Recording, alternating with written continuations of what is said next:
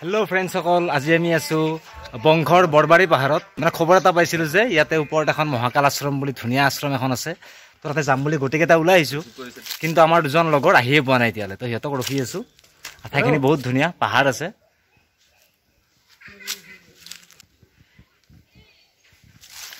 ওই আমাৰ আছে কই প্ৰতিমা না তো फ्रेंड्स सकल আমাৰ লগৰ দুটা আহি আছে আৰু হিয়তে তাৰ মানে কি চিনি পায় বুলে গতিকে আমি এতিয়া আৰু যাব পাৰিম কাৰণ ঠাইখিনি মানে বহুত দূৰ হয় ইয়াৰ পৰা মানে বৰবাৰী পাহাৰৰ পৰা বহুত দূৰলৈ যাব লাগে তো আমি এইটো ৰাস্তাৰে আমি ফুৰফুৰিয়া ৰাস্তাটোৰে আমি গৈ থাকিব লাগিব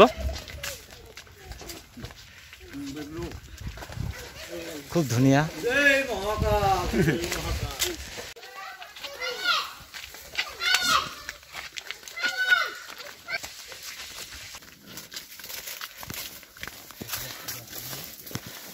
এই দাদাহঁতে খৰি লৈ আহিল ঠিক আছে দাদা হ'ব ঠাইখিনি খুবেই ধুনীয়া সঁচাকৈ বহুত ভাল লাগিছে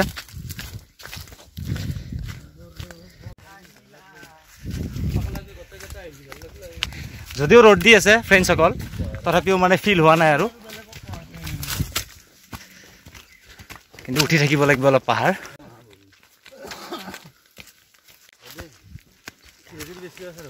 বংশার ওই মহাজার ঘুরি মরাতে ও নহয় ওই পেতে সিরেতে এই সব পাগুলো হয়তো তো বংশার পার হবি না হয় ভালেখিনিও জায়গা আর ইয়ার পা সিরেতে গলি ফ্ৰেণ্ডসকল কি আনে হ'ব স্থানীয় ৰাইজে কৈছে যে মন্দিৰটো বহুত উঠিব লাগে আৰু কথাটো কিন্তু মিছা নহয়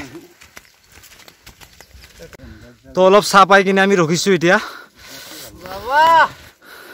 আৰু আমাৰ লগত আছে প্ৰাঞ্জিত হাই এটা দিয়া হাই আৰু এই আছে পৰশুৰাম কলিতা দাদা আৰু এই আমাৰ বগা ভাই দীপজ্যোতি আৰু এইটো দেৱ হাই বহুত ভাগৰুৱা হৈ গেলো নকাবুৱা ৰাম ৰাম ভোলেনাথ মহাকাল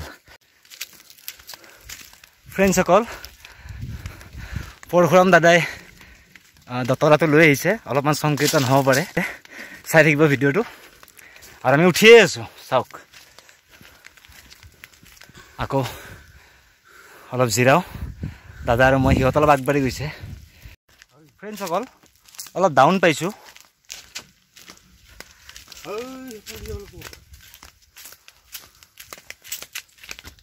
আৰু ওপৰৰ ফালে চাওক খুব ধুনীয়া পাহাৰ খুব ৰ'দ দিছে কিন্তু মানে সিমান এটা গৰম লগা নাই কাৰণ খুব ধুনীয়া বতাহো মাৰি আছে আহি আমি মহাকাল আশ্ৰম পোৱা যেন অনুভৱ কৰিছোঁ আমি আগতে অহা নাই আহক আমি একেলগে দৰ্শন কৰোঁ মহাকাল আশ্ৰম বংঘৰৰ বৰবাৰী পাহাৰত অৱস্থিত এই মহাকাল আশ্ৰম চাওক কি ধুনীয়া শিলবোৰ দাদা হাই দিছে আপোনালোকক খুব ধুনীয়া মই আপোনালোক কেনেকৈ কওঁ এতিয়া আশাৰে বুজাব নোৱাৰি কিন্তু আপোনালোকে চাই হ'লেও অনুমান কৰি লওক শিলবোৰ কি ধুনীয়াকৈ সজোৱা আছে ফ্ৰেণ্ডসকল মই ভবাই নাছিলোঁ যে ঠাইখিনি ইমান ধুনীয়া হ'ব মই আগতে অহা নাছিলোঁ কিন্তু ইমান ধুনীয়া ঠাই আপোনালোক দেখাব মোৰ আৰু বেছি ভাল লাগিছে আপোনালোকে চাওক কি ধুনীয়া এই শিলটো চাওকচোন সঁচাকৈয়ে বিশেষ ধৰণৰ শিল গণেশ বাবাৰ সুৰডালৰ নিচিনা লাগে ইমান ধুনীয়া শিলৰ মাজেৰে যাব লাগিব আমি বলক একেলগে যাওঁ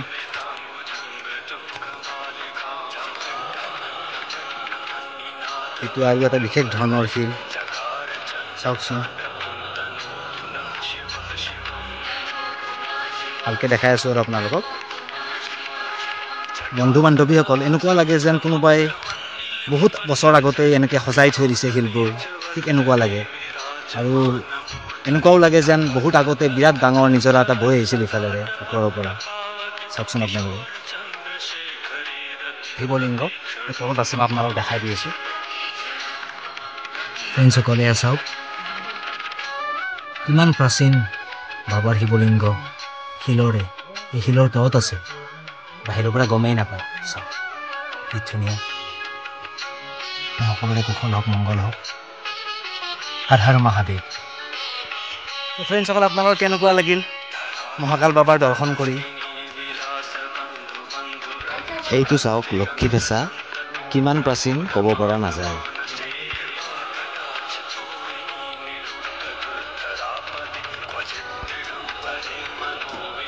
এইডাল হৈছে নাগ দেৱতা, চাওকচোন কিমান আচৰিত।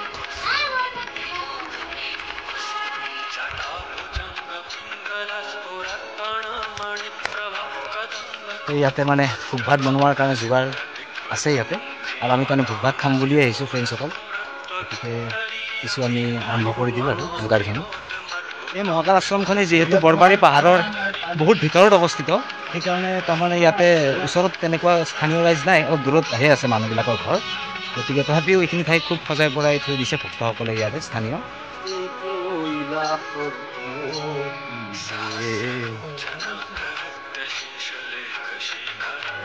গোটেই আশ্ৰমখনি মই আপোনালোক দেখুৱাৰ কাৰণে চেষ্টা কৰিছোঁ।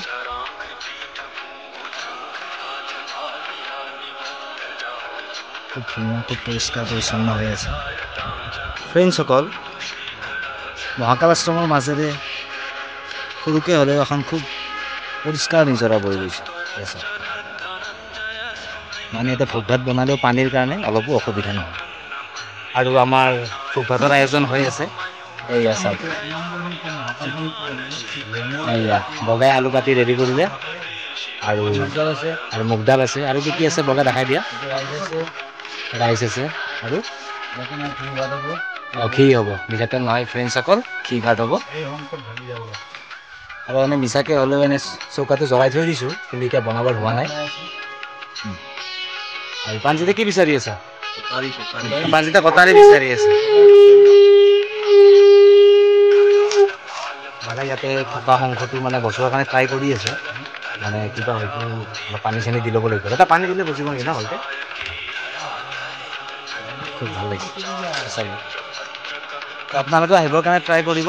আমি যি দুজন বন্ধুৰ কাৰণে ৰখি আছিলোঁ, তেওঁলোক অৱশেষত আহি পালে। ক'ব লাগে আৰু লক্ষ্য আহি পাইছে এই মাত্ৰ। ঠিক আছে, ভাল লাগিল। আৰু দাদা আহি পালে, দীপক দা। আৰু এতিয়া ফ্ৰেণ্ডসকল আমাৰ আহিব লগা মানুহখিনি কমপ্লিট হৈ গ'ল। লগৰ লৈ আহিছে, লগৰ আৰু পৰশুৰাম দাদাইতো দতৰাটো আনিছে। গতিকে সংকীৰ্তন হ'ব, আপোনালোকে চাই থাকক।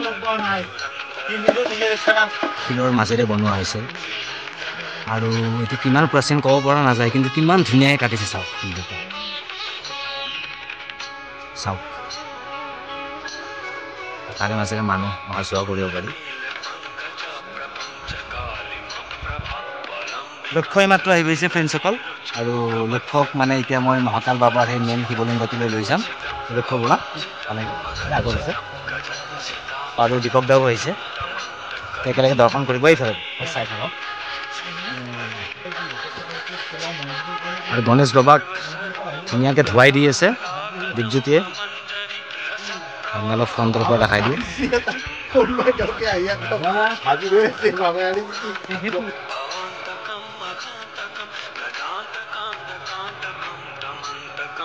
জিতুদাই দেখাই দিছে, চাওক কাছ,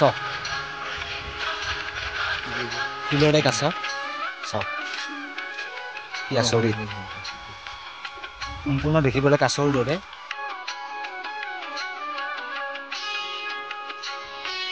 দাদাই নিজৰাত গা ধুই উঠিলে, পৰশুৰাম দাদাই। ইয়াতে বলবমত ভক্তসকলে আহে নিজৰা পানী উঠাই, চাই খুব ভাল লাগিছে।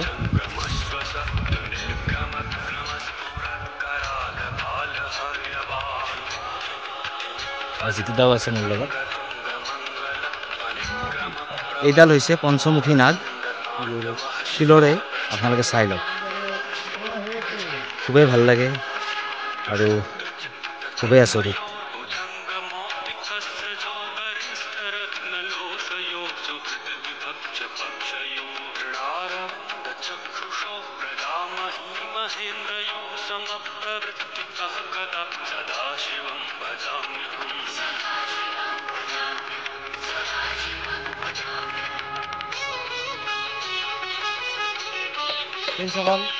ভোগ ভাতৰ আয়োজন হৈ আছে, ধুনীয়াকৈ বনাই আছে, তাৰ নিজৰ ষ্টাইলত বনাব দিছোঁ তাক। আৰু এইফালে দাদাই অলপমান মিউজিকটো মিলাই আছে। ধুনীয়া পৰিৱেশ, খুব ভাল লাগিছে। মহাকাল আশ্ৰমৰ পৰিৱেশ সঁচাকৈ খুব ধুনীয়া। ফ্ৰেণ্ডছ বগাই ফৰ্ট লৈ ল'লে আৰু ময়ো ল'ব লাগিব এতিয়া।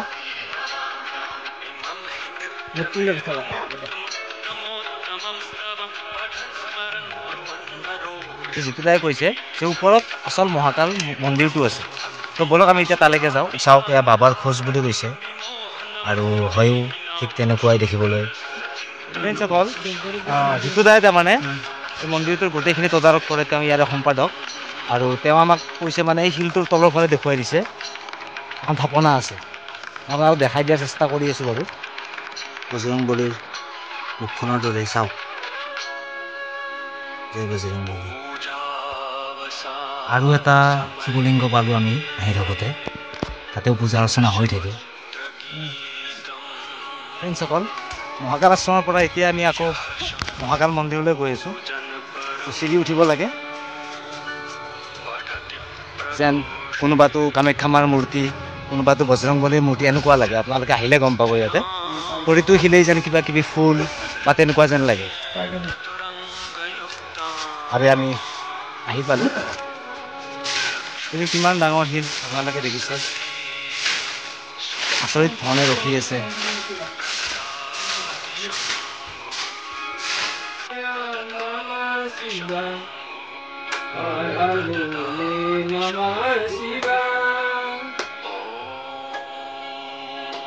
এইটোৱেই হৈছে বাবাৰ ৰূপ, বিশ্বৰূপত আছে বাবা ইয়াতে।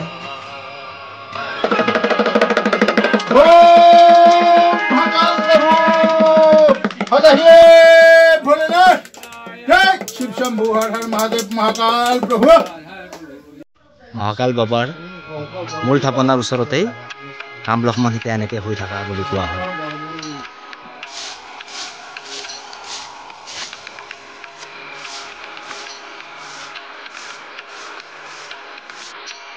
এতিয়া আমি মহাকাল বাবাৰ মূল মন্দিৰৰ পৰা ওলাইছোঁ আৰু এতিয়া আমি তললৈ নামি যাম। আমি আশ্ৰম পাই গ'লোঁ।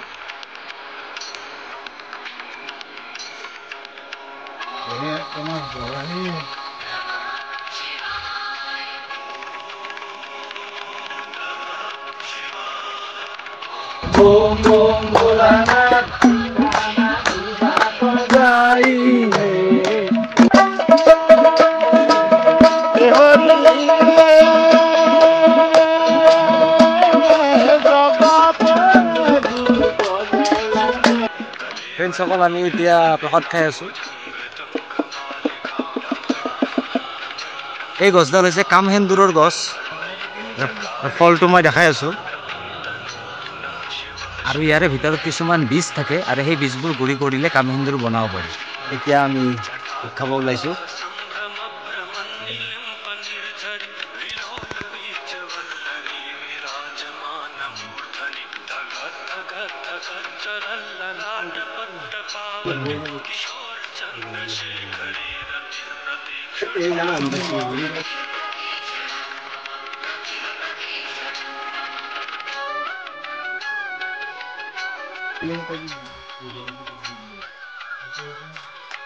আৰু এয়া ভোগ বিতৰণ কৰি আছে বগাই।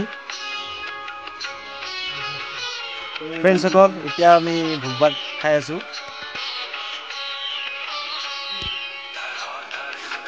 আৰু এতিয়া জিতুদা আৰু মই শিলৰ ওপৰত অলপমান ৰেষ্ট লৈছোঁ।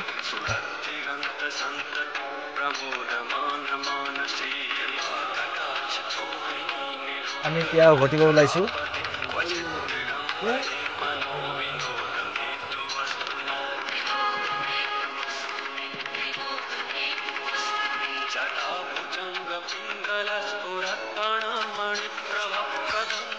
সঁচাকৈ খুব ভাল লগা ঠাই, খুবেই ভাল লাগিছে।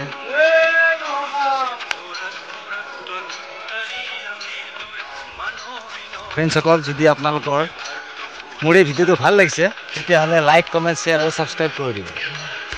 আৰু আপোনালোকৰ আশীৰ্বাদটো সদায় ৰাখিব।